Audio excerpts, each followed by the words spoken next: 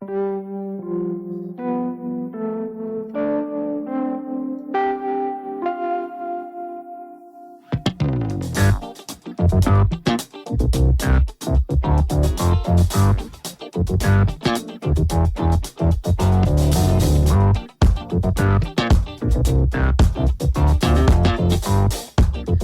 folks, and welcome to the Daily Ratings Podcast. It's a show where each week we'll sit down with Vincent Daly to get his thoughts on the latest movies he's been watching, both older films and new releases. And don't worry, there's no spoilers. Vince will give a brief review of the movie, share some thoughts, and of course, then rate the film. The daily ratings are always fair, honest, and most importantly, they're consistent. On today's show, Vince will be rating and reviewing The Outlaw of Josey, Wales, directed by Clint Eastwood; Airplane by Jim Abrahams, David Zucker, and Jerry Zucker; newly released Spiderhead by Joseph Kosinski; Hustle by Jeremiah Zager; and Minions: The Rise of Gru, directed by Kyle Balda, Brad Abelson, and Jonathan DeVal. So stay tuned and enjoy the show.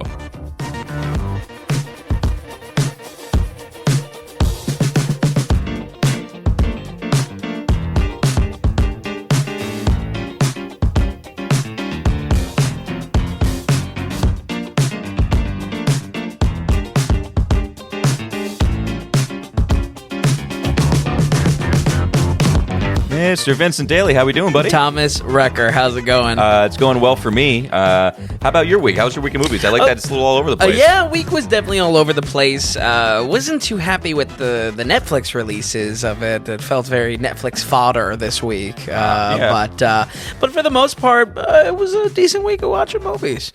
I'm excited to talk about some of these for sure. Yeah, I like the idea we have a Western on here, we have a comedy on here, which is a little bit more rare for us. Yeah, but we kind of want to dip our toes in more and more, as we talked about before. Yeah. And we've got another kids movie, because last week's kid movie was a bit of a bust. It wasn't making the cut. Okay, so let's start there right away. We're taking it back to 1976, The Outlaw of Josey, Wales. This is directed by Clint Eastwood, starring Clint Eastwood, and quite a classic. A lot of people might know the name, and I'm sure a lot of people maybe really haven't seen it. But Sure. No, it's a classic in the Western genre. So what do we have here? Absolutely. So on the podcast, I think we're going to be starting what I believe will be the Western month in July, much like we did for Fred Astaire February. And I wanted to get a head start on this because, as you and I discussed, Tom, it's kind of like... so many directions to go in. There's just with Westerns. Yeah. It's just too, almost too much. I could make a very large chart. You could make it as confusing as possible.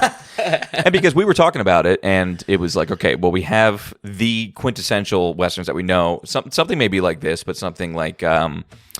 John Wayne, or... Well, no, it's about the classic films of Shane, or we have Magnificent Seven, ones that are just like, people have heard. For sure. And then, or do you take it, the Clint ones? Do you separate John Wayne with everything? So it is tough. It's like, how do you parcel it out? So I like the idea is whatever you're feeling in the week, or is on your lists and everything like that. I kind of have a hit list, some mixes stuff, We plan on doing this for a while, so ideally... We're going to hit all the Westerns. I love it, though. Yeah. And this movie is one of the many Western Clint Eastwood directs and also stars in. I think probably most famous of that is Unforgiven. But, you see, as early as 1976, I don't think he's too far off of the spaghetti westerns that got his career started. Was this his first one that he was directing? I think there's one other. I think Hang 'em High is technically before this, but all very early. And just the aspect of directing and starring in, is hats off to Clint. I think it's an interesting thing. When it comes to this, Clint's performance here, I think it's very by the books. He's very much cool guy under pressure. I think my praise for this film on an acting level, we get a surprising amount of emotion off the back from him. He's Josey, Wales is is a simple man. He runs, he has a family, he has a farm, when he actually crosses paths with a radical union group, actually, which I'll get into a little bit of the interesting coloring this film has of the usual bad guys are usually Confederate. I think it's interesting that the Union side has some bad guys here. Okay. They murder and ransack his farm, his family, and that sends him on a very straightforward vendetta to get revenged. It's not that he's showing emotion throughout the film too much, but right in the very beginning, I was surprised to see, because I feel like back then there was so much of not a stigma, but you don't want to see your Western star cry. You know what I mean? It's almost like an unspoken rule. You know what I mean? Yeah. Especially for maybe 70s audiences. They're not there to see that emotional depth. They just want to see him be cool with a revolver. Yeah, or the honorable, respectable, courageous man figure, basically. Mm-hmm. That's what, especially back then, that's just what Westerns to be. Exactly. For sure. Yeah, absolutely. This radical group of Union soldiers are called the Red Legs. Cool name. Kind of a dumb implementation. They just wear red boots, and it looks a little bit silly, because it's this splash of color in like a sea of brown and gray and whatnot, or even blue with their jackets. Honestly, I think this movie was a solid way to start and kick things off for our Western month, because it really rides the line of historical context and a fictional story. Josey Wales is a real life legend, as many legends of the West are. Mm-hmm.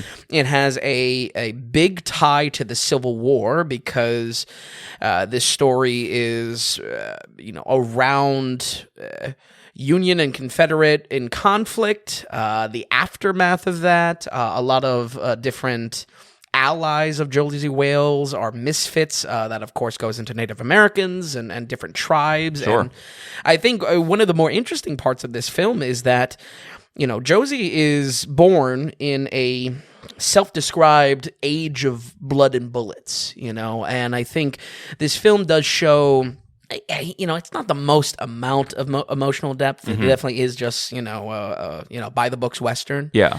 But it does a good job at showing different sides. We see there being a difference between Comanche Native Americans versus Navajo versus, he interacts. It's a little bit more depth there. Yeah. It's a little bit more depth there, yeah.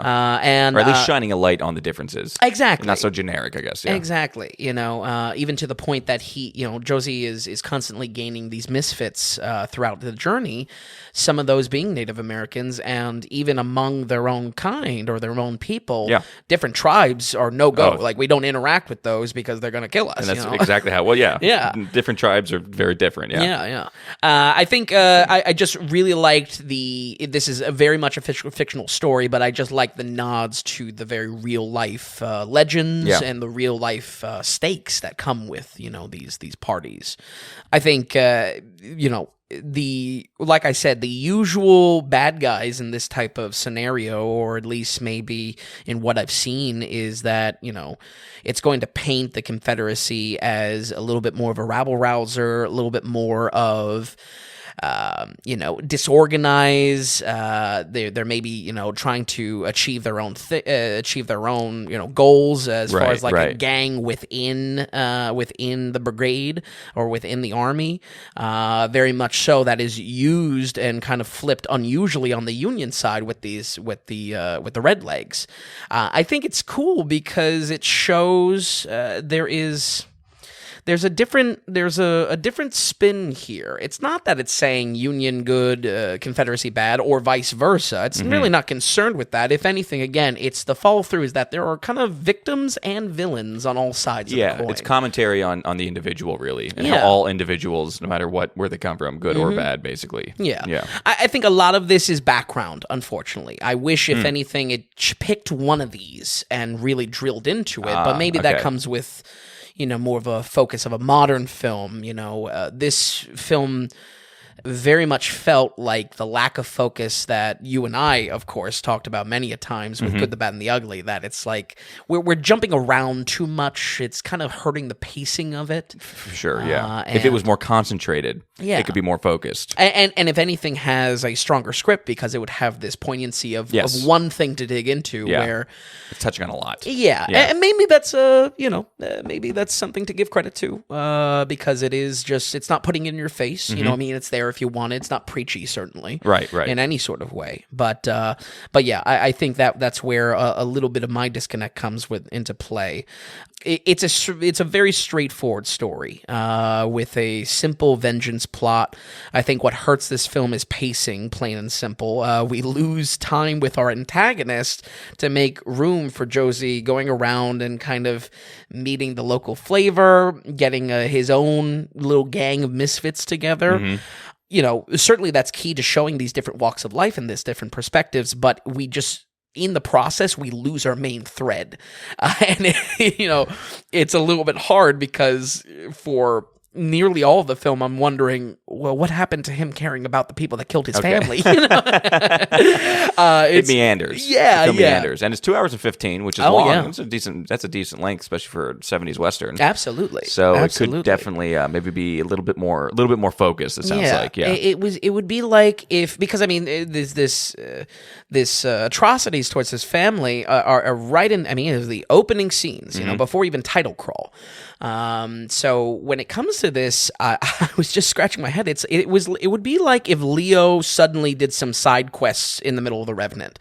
You know what I mean? Like if he just suddenly stopped caring about what was done to him and his family, and it's like, okay, sure, but it's a little bit disorganized for that reason. But good and bad is what I'm illustrating, because clearly the multiple directions it goes in is key to us sampling all these different flavors and different perspectives of the West, Yeah.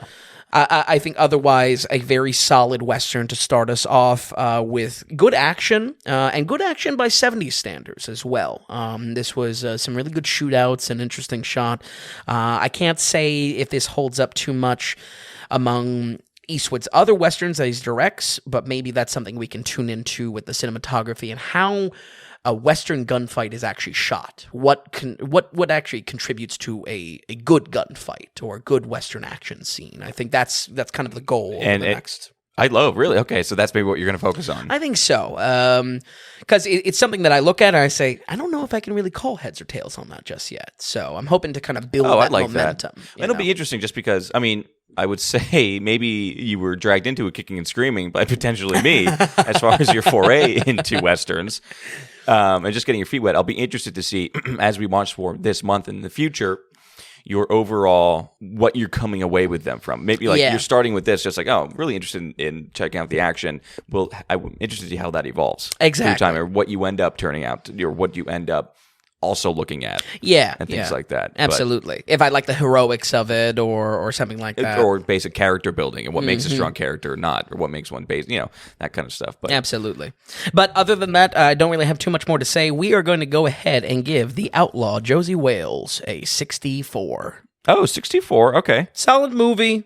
Yeah, I think like that right there, 64 is just very plainly, that's a good movie. Good baseline as well to start the month off. So I think that's a good, I think it's a good movie to start on. Mm-hmm. Cool, 64 for that. Yeah, I think that's exactly right. Yeah, because if you go 10% above that, it's 74, 75. I think that right there is when you're in a very good movie. Absolutely. Yeah. And that's where you're reaching, honestly, a lot of the spaghetti Western work of Clint Eastwood earlier on. So I think... oh my gosh, all I want, when we are early on with doing this and doing the John Wayne movie, all I wanted to see was the upper 70s, and it is a tough thing to get. Oh boy. It's a tough goal with Westerns, I'll tell you. And folks, this is where the meme within our own friendship lives, because it really is. This is where I prefer sci-fis, and there's a little bit of a biased spin there, and Tom's Westerns, it's Buddy and Woods. Yeah. But I will say, as far as the confines of the daily ratings, you keep it in check. Absolutely. Yeah. You know what the deal is enough. Okay, awesome. So that's 64 for the first Western here in the summer. I said Buddy and Woods. No, you did not. Did you? I think I said Buzz and Woody. That was a flip around. No, Buzzy and Woods. What did you say? I said, I don't know. Whatever you said Buzz is what we should and keep Woody. It. Yeah, I don't know. I like it the other way. Was booty? Was and Booty. Was and booty. I like that. Booty. Yeah.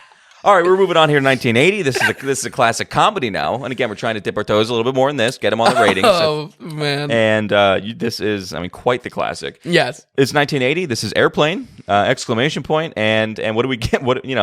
How did you enjoy this? What was the last time you watched this? And so I've never seen this. What? Really? Yep, this is brand new. Okay. This is brand new. And folks, Tom has been in my ear. Do comedies. Oh yes, that has been me. Yeah. And I think my hesitation with it is I think it challenges my goal in rating to have it kind of be timeless. I want it to be something that you watch in the modern day, and that it's the rating is true blue all the way until 100 years later, hopefully. Right. The daily rating when I'm on my deathbed, rating 5 movies a week. In the retirement home. But I wanted to start what I love to do, and that is a new film study. And I think this is a great starting point here with these 3 directors. Classic comedies, or what's the study? These 3 directors specifically. Okay. David Zucker, Jerry Zucker, Jim Abrams, or Abraham. Is it Abrams or Abraham? I think you go either way with it. Okay. I think in the opening I said Abrahams, but I think it might be Abrams. Okay. But they all write and direct this here, and this is really their first film, period. Then they go on in a few movies to go and do the Naked Gun movies. We're going to touch on the Naked Gun films? Yeah. Well, just maybe I say the go first for comedies. You would think I'd, go for good comedies. You're doing the Naked Gun films? We're never going to do. I know what you're doing. We're never going to do comedies again. You're going to hate it so much. You'll be like, do you remember what happened? Time we did comedies last time? We did Naked Gun. Okay, but I like it. I like that. Yeah, but I think it's. I haven't seen any of these films. There are 2 other films in between as well that I saw, and I was like, well, I don't really know anything about this, but I thought this was a good run because. These 3 guys are directing, are writing, and as far as Airplane goes, I would say pretty legendary of a film. Even to your reaction, you've never seen it. That was genuine. For sure. I think when it comes to this, I don't know if we will go past that first Naked Gun. I think the goal is maybe just kind of the 4-film stretch to that, but we'll see where it goes.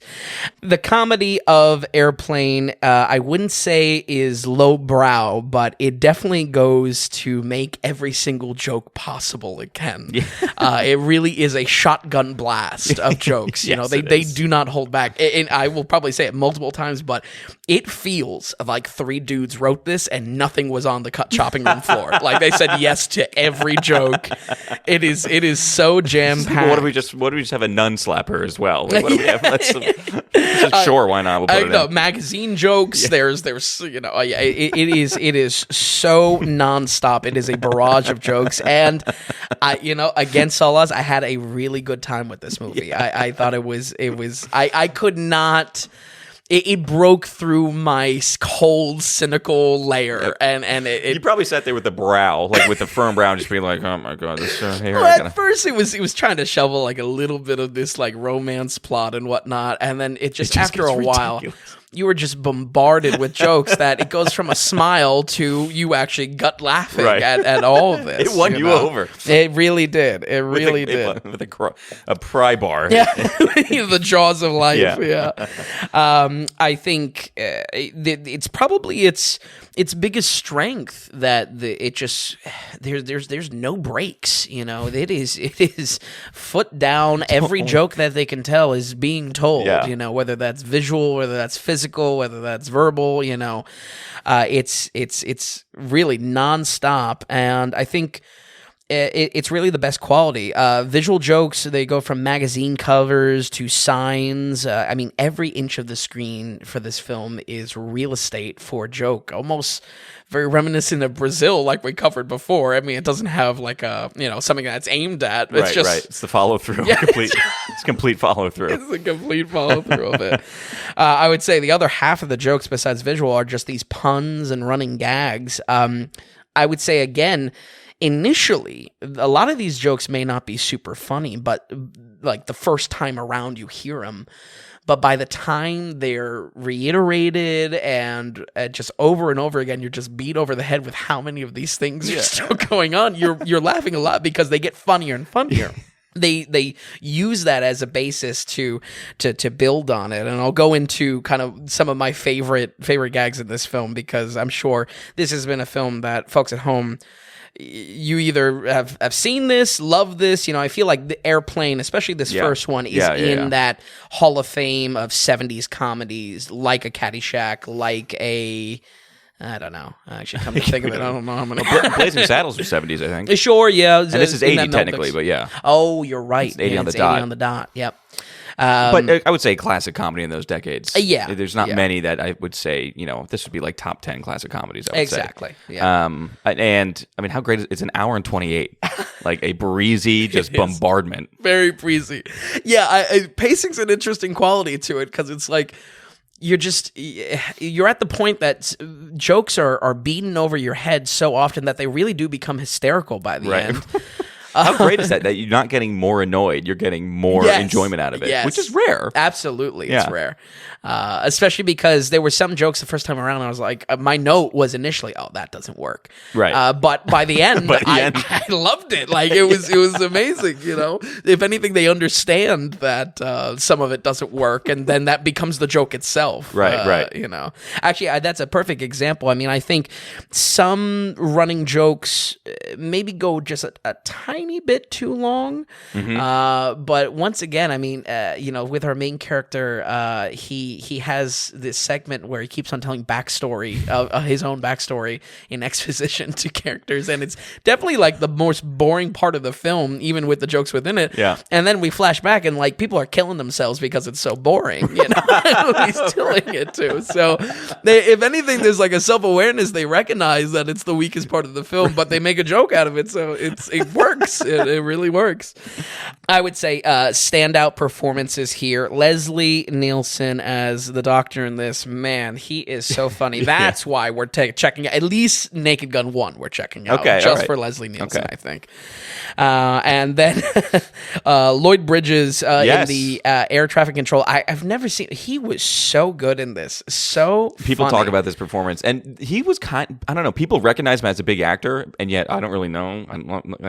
I don't know what he's in, but he's an old school actor. Yeah. Jeff Bridges, the dad, by the way, for anybody who doesn't know. Are you serious? Oh, you didn't know that? Oh my God, I totally didn't pick that up. Yeah, Lloyd Bridges is Jeff Bridges' dad. Wow. That makes a lot more sense now. Yeah, I was looking through his filmography. It's like 200 plus credits. I think it was old school actor, yeah. Yeah, one of those where you probably signed with like Paramount or something like that, and you just acted in multiple roles. It could be. You were just part of the studio. And sometimes those older films, especially those like not big picture ones, were like, they're quick. They're in and out. They're very reminiscent of like today, how Nick Cage will do 4 or 5 in a year because he can. Because the shooting is so short. Sometimes that's just how it was back then. Yeah. But really, those are the two standouts. They were so good. I mean, some of my favorite running jokes here are there's an inflatable autopilot, which is just, I mean, it's fantastic. The look of this inflatable balloon is just so funny. Like they subtly changed the eyes just ever so slightly for the scene. Again, simple things like a woman putting on makeup during turbulence. It goes from her smearing the lipstick to by the end she looks like a clown. It's so good. For Jeff Bridges' dads, I picked the wrong week to quit smoking, then goes and improvises more and more. He's like, pick the wrong week to quit booze. Like, quit the wrong week to quit amphetamines. Like, it's just so good. I think what got me especially around I didn't think it was as funny as first, but like as an example of what I'm talking about, how it builds, is our main character. He says, "Oh, I have a drinking problem." And I'm like, I think it's gonna be like some bullshit. You really like you didn't know? You didn't know the joke? I love that. And then throughout the entire film, every time he drinks, he's just splashing the water on his face, and it just wore me down. Like, it was so funny. They're like, I love that you saw this for the first time. I mean, these are like classic scenes. I know. And here we have our film critic on this entire, this is what you did. First time around. Oh, what a great. joy. It really was. I'm watching this after we're done recording, I think. It was so good. Yeah. It was so good. A drinking problem. That's right. And he just literally can't drink. It's such a good bit. It's such a good bit. It really is top notch. And I mean, the comedy here, I think, it's... I don't know. Like I said, I don't think it's definitely not highbrow. It's probably as lowbrow as you can go, but it's just so nonstop. Yeah. Like I full really, commitment. Yeah. It's like, or again, I was just thinking like, man, this was written by 3 guys, and it truly feels like it was written by 3 guys. Yeah, you know what I mean? Yeah. They walked in a room and nothing was X'd out. You know, it was something else. But that's why I really do think it's great. I think this barrage of jokes. Certainly, some jokes are not going to land with everyone. Certainly, some jokes go on a little bit too long, but there's just a sheer amount of them. There's just like it's casting a wide net. Yeah. You know what I mean? It really is maybe. I mean, there is quality there, but it's definitely a quantity over quality, because at some point there is going to be a joke among the 30 in 10 minutes that are either visual or physical or anything that is going to land with someone. And I think it really is, you will start cracking a smile, and the next thing you know, you're laughing at every single joke. It really great. We're going to go ahead and give Airplane an 82. Ooh, oh my God. A well-deserved. Are you serious? I'm serious. It was fantastic. This is great. Yeah. Oh my God, what a great first comedy it on, really. I'll be honest, when I saw it, I was bouncing. I was feeling maybe 77. I was feeling maybe, right, high 70s. Yeah, high 70s. I think, again, where I sat on it, it was like, this film, again, it may not land for everyone, but there's just such an abundance that it's gonna land for everyone eventually. Eventually, if they give it the time, it will make you smile, make you laugh. 82 is such a good score, and as people who listen to this know, 82 was good. We do not give these out like candy. No less for a comedy, right? Which is, it just says so much. So wow, I couldn't be any happier with that. I think the legendary status of it was well deserved. Spot on. Well, I love when we find that. I do too. Isn't that nice? Yeah. Not a Kane Mutiny situation. Yes, not the mutiny effect. Yeah. Awesome. Airplane at an 82%. We have not been in the 80s too much lately. We just have not been. Absolutely. Awesome. 82 for that. Okay, so we're going to jump ahead to our first... No, okay, we have only new releases coming up. Yep. So we'll stop and just give a shout-out. Well, we have no shout-out to give, no producers this week. However, we'll remind people, we're entirely producer-supported. It's a value-for-value model. Are you getting value from the podcast, from the website? If you could, you go to thedailyratings.com and go to the donations tab at the top right. On mobile, it's there on the homepage. And through value of monetary donations from you to us, that's what keeps this show going. It's an actual real-life producer credit to you. You're now a producer of the Daily Ratings. So again, it's dailyratings.com, and you go to the donations tab, and it's whatever you want. Whether it's a subscription plan, whether it's a one-time, and it's whatever number that means meaningful to you. If you can, it means every little bit means something to us. You can write in a note, and we'll read it on air as well. And it's the time that we take here to give a shout-out to you all. So again, and if you don't want to... If it's not worth your value in monetary yet, we're not there, or you're not quite there, but you do kind of enjoy it, tell someone. Sure. Write into us. We're getting our feet wet here, and we're getting out there a little bit more and more. And if you can, just propagate the show a little bit. Yeah. So more than happy to more than anything, happy to engage with all of you. Yeah. Oh, for sure. And that's the thing. I mean, how many times do people come up and Rotten Tomatoes comes up with normal? It's in our life a lot just with doing this. But Yeah. you know, that kind of stuff with Rotten Tomatoes, to talk about movie scores or was this good, was bad? Oh, it's got 5 stars on the paper, or you know, the New York Times gave it this many. You know, movie scores do show and be like, hey, you know, you should give these guys a listen, or check out this site and everything like that.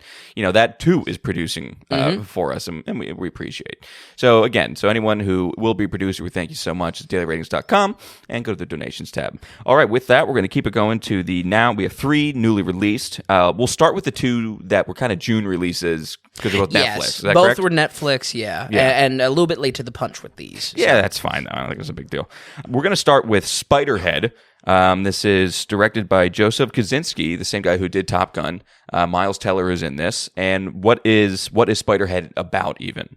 So like you said, director of Top Gun Maverick. This probably was in the production of the hang time of when Maverick was on ice. Oh, definitely, for COVID. 2 full years of this. Yeah, absolutely. And Miles Teller as well, which believe me, I'm rooting for him. Ever since Whiplash, pretty much. Spiderhead is a sci-fi premise.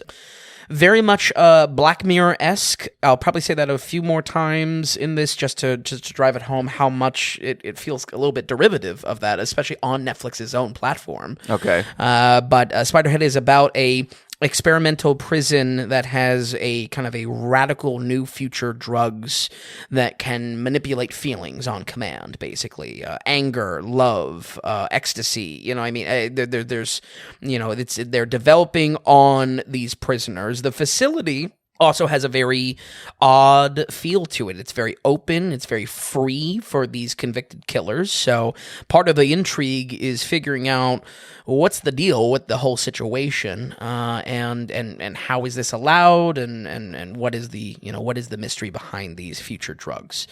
I got to say right off the back, really annoyed with the soundtrack on this one. I would say really? almost a near perfect example of Suicide Squad effect. That it's a Explain. Go into that a bit. Just that every waking moment of this film, especially the opening, is just jam-packed with songs that play for no amount of substantial time, and more specifically to my criticism, have no substance to the plot or themes They of the film. don't make sense. Exactly. Now, were they new songs? Like this was straight marketing, or is it just all over? It was just all over the place. If anything, it's themed by like an '80s kind of Hall & Oates yacht rock kind of feel to it. Okay, all right. But not like there was stuff in the Suicide Squad? Yeah, there's stuff in Suicide Squad that was like debuting songs and stuff like that. You know what I mean? It wasn't quite that. Luckily, they're not trying to sell, it's not like a record label type of push for It's more so just all over the place and laziness, meaning nothing. Meaning nothing. I mean, maybe adds to some of the feel, but if anything, that, once again, and I don't want to say it too much, but it really feels derivative of Black Mirror, you know what I mean? And especially with how it's stretched out. I mean, this could have been, fat could have definitely been trimmed. Like it could have been an episode of Black Mirror. Oh, yeah. And just a simple hour episode. So easy. Okay. Yeah. Chris Hemsworth here plays a very cartoonish genius bad guy. His role is very comedic here. And most of all, I think it really falls flat for that comedy.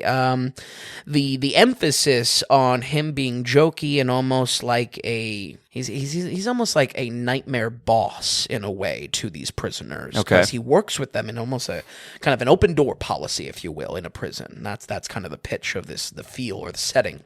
I think most of all, this jokiness, it takes away from menace as him being the villain here, and very clear-cut the villain. And I would say that is the key of what really shoots this whole movie in the foot. It's that this tone is, I want it to be more menacing. I want it to be more twisted, more messed up. But Hemsworth is just playing this like wants to be your friend boss, and maybe there's some, there's some commentary there. That's the real evil, But Right. It's not good. So is it murky or trying to blur lines? Like it's blurred lines of you almost would have rather commitment either way. We either have like a psychopath boss, or we have like just good guy doing. because he's not. What he's doing is not good. Correct? Right. And that's sold definitely from the plot and the maliciousness of how these drugs are being tested on the prisoners and whatnot. I think my problem with it is that it just takes away from what makes an engaging villain, which is menace, which is true fear. Lacking. You know, yeah, exactly. So, Miles Teller plays our kind of lead criminal with a conscience. We experience these futuristic drugs through his eyes, and for what it's worth, he does a passable job. I'm still waiting for him to reach that performance like Whiplash, though. I think Whiplash is still the bar with Teller, and he's very good at acting like a normal person. Yeah. He acts, for sure. Like Whiplash is a good performance, but a very normal person. Right. Like I said, I'm rooting for him. I like him as an actor. Apparently, I like him too. He's pretty good in, I believe it's called The Score, which is like the TV show about the Godfather that's right. production. The making of the Godfather. Yeah, right. I'm just realizing how stereotypical it is. Me being Italian, You're right. No, but we love Miles Teller. Yeah. He's also local to us, kind of. He's a Philly boy from town. Yeah. Exactly. But again, I'm saying this is passable. If anything, fitting to that point that it's just he's kind of like an average dude. Yeah. But it's not anything stellar as well. So yeah, that makes sense. I feel really this whole film is just trying to be like a discount ex machina. Like I said already, Black Mirror episode. It is a confined facility, an eccentric ruler that loves 80s music. The future tech is the hook. All of that. Again, even in the new Twilight Zone, this could have easily been a premise, and we see this in just the incredible amount of fat that can be trimmed on here. There's plenty of mystery, but the pacing of this film is just so off. It's perfectly shown in flashbacks of our prisoners. We'll get multiple flashbacks, especially around Miles, of what landed him in prison and whatnot, but we won't see the full picture, and new information will be revealed again and again, going back to the same flashback. Listen, I'm not a screenwriter, folks, but I'm telling you, there would be more impact if we just got the full information the first time. And guess what? Now you have real estate to deal with the here and now. Yeah. We get it out of the way if you're going to do this kind of flashback thing. Yeah, definitely. So... And it's just so much worse for how it does not have that condensed nature. I think it really would be better condensed. And it's got no punch. This is like last week with what do we do with Watcher? Not Watcher. What was the one? Watcher definitely didn't have a lot of punch. The one with the paranoid woman? Yes, that's Watcher. That's Watcher. Yeah. Where you were like, easily could have been an hour. It would have punched more. Absolutely. So, and I think, unfortunately, that is illustrative of a lot of Netflix fodder that comes out. You know what I mean? Sure. They have something on the writer's room table. They're looking at this and they say, all right, TV show or movie, and what can we grow it to? You know what I mean? Yeah, it could be, definitely. So, and I believe this was originally a book as well. Or some sort of sci-fi short story or something like that. So, listen, like I said with Maverick's review, I'm rooting for this director. I think this director does some cool stuff, and I think this director has a good eye for the future when moving in technology and stories around technology. I like that kind of stuff. That's why I like science fiction. But yeah, I just this was very much discount bin for I think that's a good way to look. Yeah, that's a good way to categorize it. Yeah. I would just say as well, most of all, the prisoner elements in this are very weak. We don't have a lot of stakes like you would think just the premise of an open door prison with convicted killers would have. Certainly adds to the weirdness and the intrigue of this setting. But I was never, or I should say the film never really brought it home to the fact that, wow, there is something incredible about this facility being run, open door policy, and murderers everywhere. Right. So I really thought that was a serious drop ball to it. Not a terrible watch overall, but certainly falls into the Netflix bulk category, and I would say definitely south of what's worth your time. We're going to go ahead and give Spiderhead a 46. 46, right there in a little worse than meh. Worse than meh. A little, definitely a little worse than meh. Yeah, and a 46 is very representative of that. Okay, It's pretty much one that you can, you can kind of drive by it, folks. Don't worry about it. I mean, I think if you really love Hemsworth in his more comedic spin on Thor, if you really love Teller, maybe. give it a watch. Yeah. So okay, very good. So that's 46 for Spiderhead. We're going to move on to the next Netflix release, and this one definitely had more positive buzz. Oh, yeah. And it was, I think people might be a little excited to hear about this. This is Hustle. Again, it's Netflix. It's Adam Sandler's kind of serious role, and I think a lot of people had anticipation because of the Uncut Gems. Right. But with Hustle, what do we get from Adam Sandler's performance, and what is this story overall about? So, folks at home, let me tell you, I gotta come clean. I do not like Adam Sandler at all. I tell people this, and they want to bite off my head. Jack and Jill is one of my most hated films. It is. But even in dramatic roles, it's like... Yeah, you're not the big... Yeah, I didn't really care for Uncut Gems. You gave Uncut Gems a bad score. Yeah. That's one of the few that I was just like, oh, I would do that different. Yeah. I mean, I think well, I'm not going to go too much into that film. Yeah. But even like A Punch Drunk Love that we covered on the... You didn't mind him. Yeah. As far as that movie goes, you said he was one of the best parts of that movie. Right, because you kind of see them with these freakouts and whatnot. Right. But I just can't get behind him, and I just feel like it's, I mean, every now and again it's like a comedian acting in a serious role crops up, and there's a lot of praise tossed towards it, and I don't know. Adam Sandler is just not one I can root behind. Okay. So full bias there. Second bias, this is a sports movie. That's true. It's a double whammy. Basketball specifically, folks. I am not, 3-pointer? I don't know. So we're uphill battle. In this is so true. This movie was shot from the get-go with you. Yeah, it's tough out of the gate.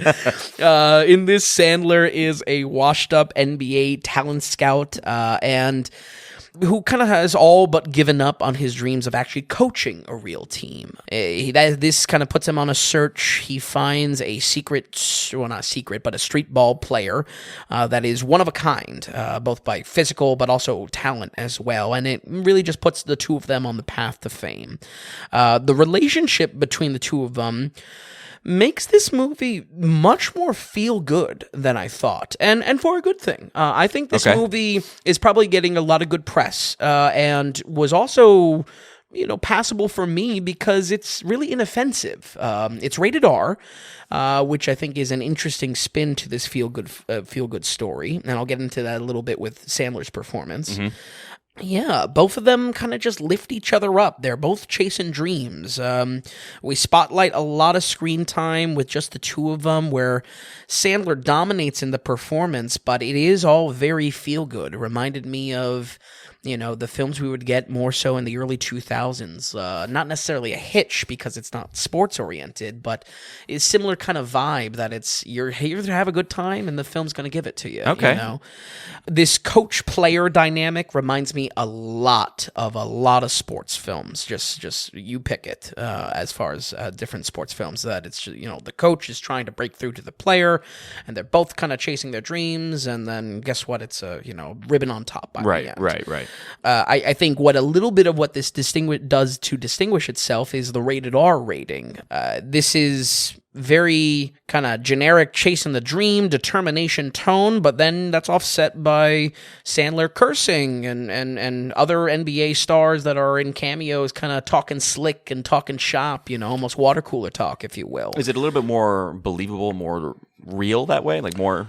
Yeah, I think there is realistic? Some realism. It reminded me a little bit of Gran Torino, that I think a lot of the dialogue is there just to kind of shock, and in that it's successful, that it does shock you because, again, the tone is just so feel good here. Okay. Or chasing that dream, when it comes to it. I think that's where this film kind of carves out its own spot among the many, many sports stories around a coach-player dynamic. Right. And chasing the dream and yada yada, like I've been saying, that this is where it kind of gets its own identity. And I think whether I like him or not, Sandler is key to that, because this Spanish street ball player, the actual the actor is a not an NBA star, but he's in the sport. He's in the sport, yeah. Professional basketball player. He's not exactly an actor. So Sandler gets a lot of spotlight here, and that's filled with just kind of sailor mouth antics, talking shop, water cooler talk, locker room talk, and it does work because I think it's realistic. What's Sandler's persona on this one? I mean, his characters are very like... Sandler. I'm not going to do impression. I'm not going to do impression. I was worried. I almost did. But you get comedy Sandler, and then you get weird hidden gem Sandler. Oh, right. And then you see him in actual interviews, and he is somewhat a socially weird guy sometimes the way he talks. Yeah. So what kind of Sandler do we get as far as how is he speaking almost? If anything, I don't think it was worth a huge amount of praise personally, but if anything, maybe to show what others may be talking about with the praise for this film, Sandler really just feels like the real person here. It's almost was it refreshing? I'm not watching a huge character here. I'm actually just watching a guy being a guy a little bit. Yeah, even the Head and Gems, he was a character. Oh yeah, very much so, very much so. And even like a Punch or Clove, I think that's in the camp of weird, where this is just kind of in the middle. It's not comedic. It's just kind of him doing his thing. Okay, so he's a dad. He's late in his career. He's late in life.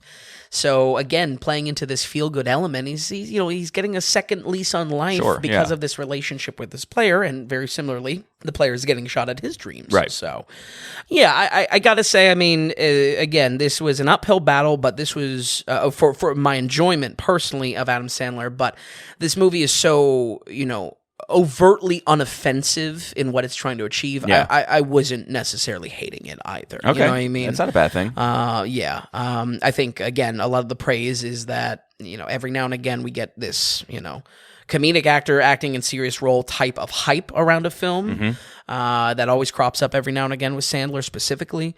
And on top of that as well, there are a lot of cameos of NBA stars, commentators, industry professionals. Yes, yeah. Because Sandler is a industry professional being a talent scout. So he has business relationships. And that's where a lot, I would say, of the water cooler talk enjoyment comes from, because you get to see these stars talk in the same way and have kind of banter back and forth, and I think that works pretty well. I bet it. Yeah, that sounds good. And again, it almost adds to the realism base to it. Yeah.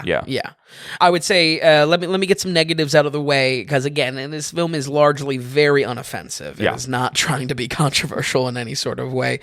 A huge amount of fast food advertisement in this. I would say it's very on par for how Happy Madison produces a film. Yeah. Sandler is a Sandler does. Oh, yeah, for real. What are some big ones? Was Pepsi or Coke usually in it? It was almost every fast food brand: Pizza Hut, McDonald's, Burger King, Wendy's, our Arby's. Man, the whole Arby's. You say Arby's. I can't speak today. Okay, so very Sandler-esque. Yeah. And I would say the soundtrack was just very generic. It's just kind of like, I don't know. I guess in some ways the soundtrack has to be what the message of the film is, but it just felt overly about grind set, Philly pride, keep your head down type of stuff. Right. And I don't know. It just felt so cookie cutter. But again, in that, I track back that criticism. That's more so me not enjoying flavor. It is not necessarily equating to a bad film. And if anything, it plays into this is trying to be, as not mainstream, but this is trying to be as unoffensive as possible, so the max amount of people can enjoy it. So. And how Philly did it feel? Was it shot in Philly a lot? Did it look like you were in the city? Or? Yeah, there was a lot of. He's obvious. I didn't actually say it. He's a talent scout for Sixers, the right? 76ers. Yeah, absolutely. So there is a lot of on-site shots and stuff like that. And again, I put that in the same camp of the enjoyment of seeing an NBA commentator, being in a scene or something like that. So, and now I have a question. Some of the supporting, we have Queen Latifah, Ben Foster's in it, Robert Duvall is in it, correct? Very briefly. Okay, he's 91. I was just surprised to see it, honestly. Yeah.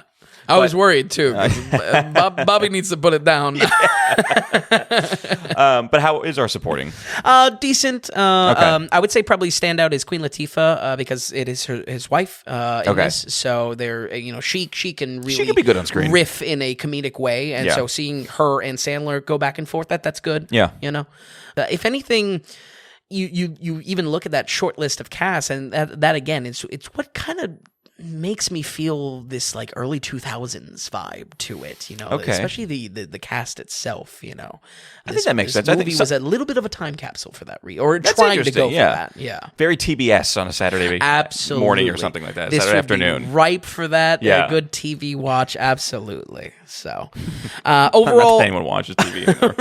right. Overall, I think this movie is safe. It's a very feel good sports movie that I would say cracks into the upper halves of the ratings, not for necessarily having anything critically wrong with it, but again, the little bit of sprinkles it does to distinguish itself from a truly feel-good movie with no substance. Again, this is rated R after all. There's something there, yeah. So it's not completely without soul. It's definitely not completely without a message as well. I would say for basketball fans, let me clock back the bias. I think this film is packed with players and professionals in the biz that can add a lot of enjoyment to it, because you're not only seeing them in like a simple one-off cameo, you're seeing them riff into that rated R The dialogue rating. is good. Exactly. And you're getting substance from the dialogue as well. Exactly. And even when they like flash into like a Sports Center type of commentary with Shaq or something like that, they already talk like that on those shows, so it feels very appropriate as well. So I think why I note that is I think especially for the NBA element, there's probably going to be a lot more enjoyment for other people watching this. That was just not something I could appreciate. Yeah, yeah, absolutely. So, kind of clocking back to our Moneyball review where, there was similar kind of cameos, and I said, oh, yeah, that's probably someone famous, but I wasn't really, it wasn't really hidden for me. So, but we will go ahead and give Hustle a 60 on the dot. All right, a 6-8. He cracks it. It cracked into the good movie section there. I would something that Elvis couldn't do. So I think that right there. What did Elvis get? 59? 59. That's right. It's what Sonic got. Yeah. 60. It's always surreal when we put them right next to each other. It's a little odd. I don't think so. It cracked into that good movie. I would say 60s are good, 70s are very good. You know? And that's in 80s go up from there. So and legitimately, if anything, let my hate of Adam Sandler illustrate that this passes that. It was an uphill battle and landed above 50. Yeah, and not only for the NBA fans, but if you're a Sandler fan, or like seeing Sandler out of classic like Happy Madison production stuff, probably you watch just to watch his little range. Exactly. Yeah. Exactly. Very good. Okay, so 64 Hustle. All right, so we're going to move on to wide release, big theaters. We have our main release that came out just this past weekend. This is Minions: The Rise of Gru. And God help me. I was hoping you would see it. You did. This is Minions movie number 4? I believe 5. Because we get 3 Despicable Me's, 1 Minion, another Minion. This is the second Minions, and then there's now a 4th Despicable Me in production. I mean, this is... oh, my God. Well, okay. This is, I would say, biggest Shrek, biggest Toy Story. I mean, they're big. Yeah, not as big as Toy Story, but Shrek was a good one. Yeah. And with the money they bring in, too, I would say right up there with Shrek as well. Absolutely. So, Minions Rise of Gru, I mean, where do we even start with this? Well, I can start with saying I have not seen a single one of these films. Maybe not the best, but... and... hopefully, I mean, who knows? Maybe by Despicable Me 4, we'll do the deep dive. But it'd be interesting. Yeah. But I note this because this film franchise really is massive. It's so much. It totally blew by me. I mean, we're older too, but it's something I never had that much interest in. Yeah, I mean, first Despicable Me is 2010, I think, on the dot. Wow, and I mean, we're talking about like a decade plus now of this franchise running, and if this is film 5, it's actually quite a lot for a 12-year period. That's a lot of content from there. It's a lot of content. And I in part bring this up because so much of this, especially with kids' movies, I'm oddly excited to go to the theater to kind of get the read on the room. Yeah, what do kids actually care about here? You know, what I mean? Yep.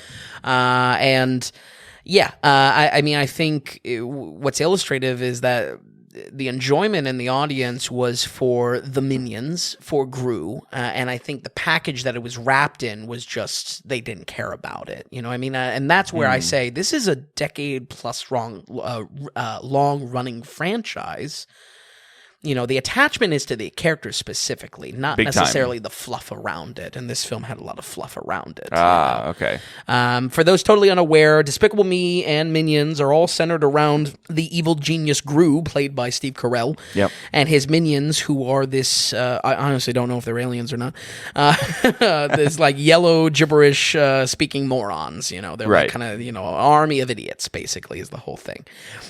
This movie specifically, Rise of Gru, has a hardcore love affair around 70s, a 70s time period, and obviously, I guess it matters too. Gru is a kid in this, so he's growing up in the 70s. But it inspires a lot of weird spins and a lot of that fluff that I was talking about that myself and the theater just simply did not care about. They wanted to see Minions. They wanted to see Gru. They didn't care about anything else. And this film just puts so much of the setting into your face. So much of the style into your face. And it wasn't... and not enjoying it. Like for like an overkill type thing? Definitely overkill. Like it wasn't fun being back in the 70s? No, not really. Okay. Probably most primarily, this inspires the soundtrack to the film. There is a big miss in that the soundtrack is not going to... let me not even speak in hypotheticals. Was not landing with the kids in the audience. Okay. Believe me, but I'm not going to be saying that I would say that this film is going to be more enjoyable with the typical Pharrell or pop soundtrack of modern day into it. But so many kids in the theater just were not responding to CCR songs, to disco songs. They just weren't, Was it was that a good bridge for the adults, though? Because like a kid movie like this is supposed to be something for the kids, but there's things there for the adults to enjoy. And I think that's where, for the second time, 2 weeks in a row, I'm kind of scratching my head over demographics to it. A little bit less than Lightyear, admittedly. Yeah. But maybe this was for the grandparents sending their grandkids into it, Right. This also translates to a lot of just like weird jokes. Like, why are they in a kids movie? There is... so many jokes are just callbacks to the decades. Pet rocks, Tupperware parties, Evel Knievel. The list goes on. Kids had no recollection. You know what I mean? Like, especially like Tupperware parties is a perfect example of that. Like, that's funny. so Yeah, like I love that, niche. actually. Like, So, but that's my question. But it wasn't done well, because that's the one thing. You watch some great Pixar films and things like that, or some great DreamWorks films, and there's things there that the movie is also good for parents. It's not just good for kids. There's something there to enjoy, and this was just missing. Basically, it was trying to do things, but it felt was missing. grabby for nostalgia for an audience that was not in the theater. Right? You know what I mean? Yeah, and again, sure. I think maybe I can't even say this is for parents, because the parents taking their kids to these movies now didn't grow up in the 70s. That's why it for the grandparents then? That's where I was scratching my head. Like, the 70s love affair, it was maybe cute, but I think it failed at engaging the kids, and you could tell. The all walks of ages in the kids. There was definitely even teenagers and they were there to see the characters they have grown up with and have nostalgia with for the last 10 years. Yeah, it's true. And a perfect example of this, of where it just wasn't hitting with the 70s set piece and when jokes were around that 70s set piece. But when it was hitting, when that gimmick was gone, there's a very simple sequence where the minions kind of take, they pose as pilots and they take over a plane. And the theater was busting up. Yeah. Like, I looked around in like shock at how much they found this funny. Yeah. And this was after I watched Airplane this week. So I was like, hey, listen, you got something better, trust me. But you can tell that they love these characters, but this film does not put the characters as much in the spotlight as you'd think, being called Minions Rise of Gru. You know what I mean? Yeah, like, it was like, what? Sure. Again, I was just scratching my head, and like I said last week with Lightyear, if anything, I'm very grateful to be going into the theaters with this, because I have these thoughts.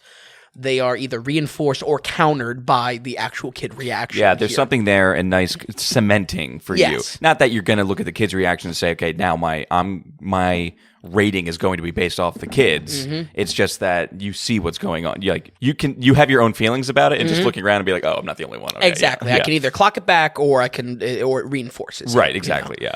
Some positive here. I would say visuals are really looking great. Again, I always like to give love to animators, but I think this looks crisp. Right? Yeah, from the shots I've seen in clips. It's a good looking film. Yeah.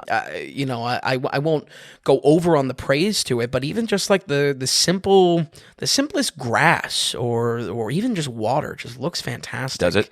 Yeah. What is it? Illumination, which has a talent all over. We but covered Klaus. Bigger...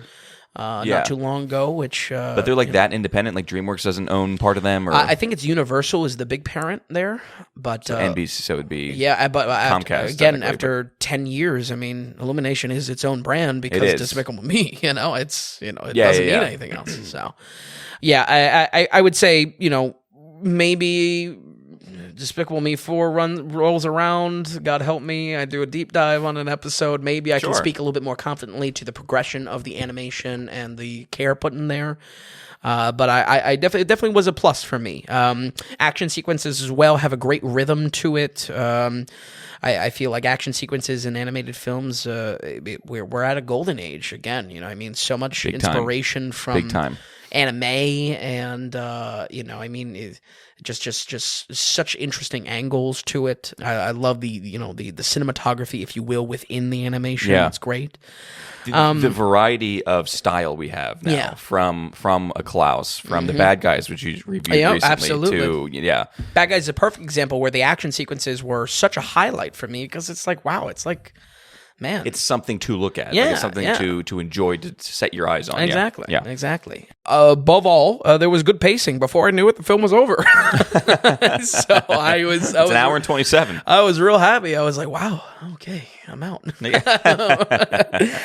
Which I think is just that is actually, as far as just movie making for a film like this, an hour 27, snappy, quick. That's good. Absolutely. Yeah. And you can say maybe that's throwaway praise, but that was one of the main things bringing down Lightyear last week. Yeah. I mean, really the total opposite of Lightyear. So I think, though I'm not in love with either of these films by any extent, we have a good bit of progression week to week that you can see in these two films. If folks at home, you decide to watch both of these, or maybe you're forced to with your kids, you can see that in the foundation of this film, this is a fundamentally better film. For how it's structured and how it engages. Absolutely, so. Now, for me as an adult, I never really liked Carell's Gru voice here. I kind of find it annoying. Mm-hmm. But hey, I mean, it's what the character is at this point. Exactly. And this character has, kids have grown up with them. I mean, this character grew and you Minions, think about 12 years. I mean, this is like, for us, this is the SpongeBob, first, I would say. Or the first Toy Story to, say, Toy Story 3. Yeah, something absolutely. like that. That stretch, yeah. Yeah, so, I mean, there is some serious nostalgia here for that, and you could see the theater respond. There was energy coming into it. That energy dissipated for how 70s the affair was, but as soon as Gru came on, or as soon as Minions were talking gibberish, I mean, there was a giddiness. To their antics, yeah, there was a real giddiness to the theater. So I don't think it connected too much with the style and the setting of it, but I mean, kids of all group of ages. I mean, I'm not even just talking like little kiddies, like, young teenagers and whatnot. They came out to see this film, and you could feel that energy around these characters of Minion and Gru. I think where I land with this entry is a little tough, because I think this entry is a miss, but I do think it is a good sign for the franchise as a whole, and maybe for, again, it continuing to a sixth film with Despicable Me 4. So crazy. Yeah, maybe a slight silver lining when that deep dive comes along for Despicable Me 4. God help me. We are going to give Minions: The Rise of Gru a 43. Ooh. Yep. 43? A little south. I was absolutely expecting higher. Above 50, I thought. I think because its function as a film is and it hits enough on the comedy. That's where that's not that far off from Lightyear. Yeah, it's true. But let me not understate how much of a 70s affair this is. I mean, it's near. I would say the jokes. I mean, if you're looking at just a tally count of the jokes, there are more 70s jokes than there are Minions jokes in the Minions movie. Ooh, you know what I mean? That's not good. So I think, again, the fundamentals of the characters are there. It's certainly there for the kids that are consuming this as well, that the characters are why they're coming in. Or why they're being brought there.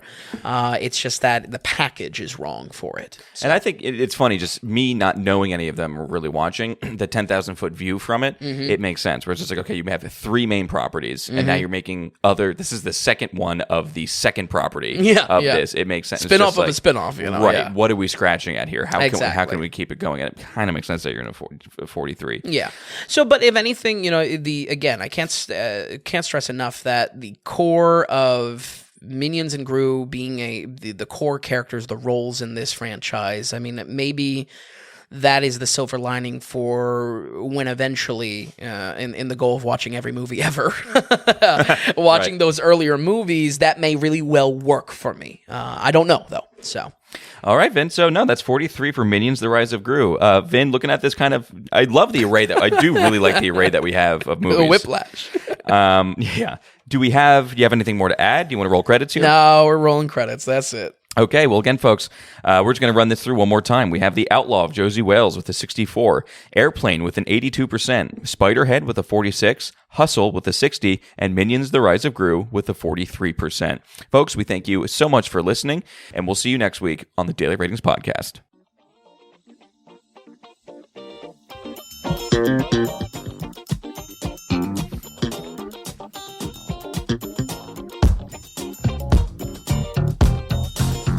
If you enjoyed the podcast, if you would, give us a good rating or tell a friend about us. If you're wondering if a film is worth a watch or just like to see more movie ratings from Vince, be sure to stop by thedailyratings.com where we have our ever-expanding catalog of films. Also, if you found value in the podcast or our site, become a producer and go to the donations tab on thedailyratings.com. You can donate whatever amount of value you feel you received from us. You'll get a producer mention on the next podcast episode too. We're looking to build this into something large and great, but also be independent from those corporate sponsors. So we greatly appreciate any support from you all. So thanks so much, and we'll see you next time on the Daily Ratings Podcast.